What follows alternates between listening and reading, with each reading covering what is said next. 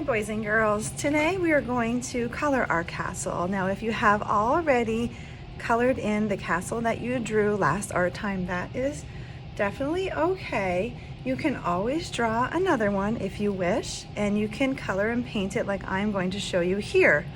Of course, if you don't have watercolor paints at home, you can simply just color your castle with whatever art materials you have at home. Students in class are painting their castles with these really bright fluorescent paints and a little bit of gold paint that we have in the art room. I'm going to be using a crayon today to start, and then on top of the crayon I'm going to paint with my pan watercolors and see what happens when the watercolor cup paints over the crayons.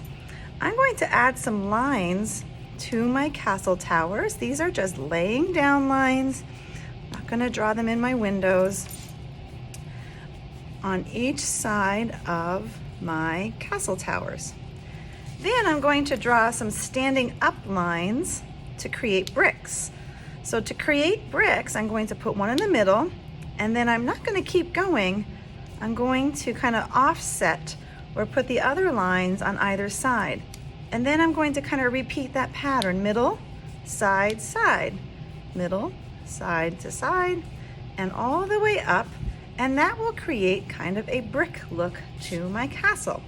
Same thing on the other side. Again, if I'm going too fast for you, I know I am going a little fast right now, you can pause or you can just watch along, and then when you're ready to draw and color on your own, you can. I'm going to add some brick lines here as well.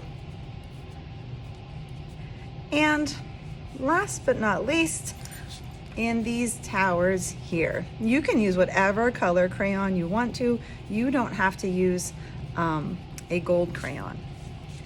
Now I'm going to paint on top of my oil or my crayon lines.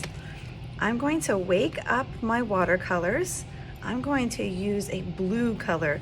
I want you to try to use as many different colors as you can in each shape, not all the colors in one shape. When I paint over my crayon lines, as much as I try, the paint will not stick to the crayon lines. The paint kind of is resisted or is pushed off of those crayon lines, and it creates a very cool effect. I'm going to clean my brush. I'm going to pick a new color. I add a little puddle of water. Notice I'm not digging into my paints. I'm just kind of gently, ooh, that looks pretty with those two colors. Your watercolors need water to work. They don't work if you don't have a brush that is soaked with water. So always kind of jump into that water so that the paints kind of have something to stick to and come off your brush. All right, so I'm gonna try this color here. I'm gonna wake up that one, and I'm going to paint that in here. So I'm gonna keep painting my castle, and then I'm going to use a highlighter to color in my windows here.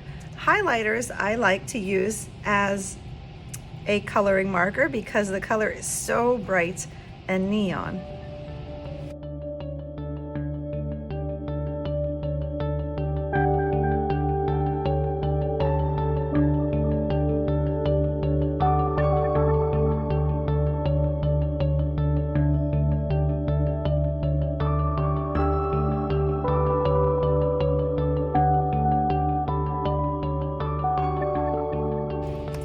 All right, boys and girls, now my windows look like they're kind of, I have the lights on inside. They just kind of pop out like that.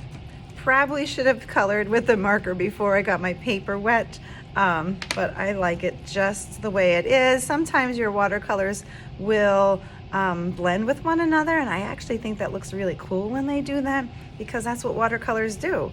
Have fun with your coloring. Again, if you already colored your castle, that's fine, but I just wanted to show you another technique that you can use with crayons and watercolors.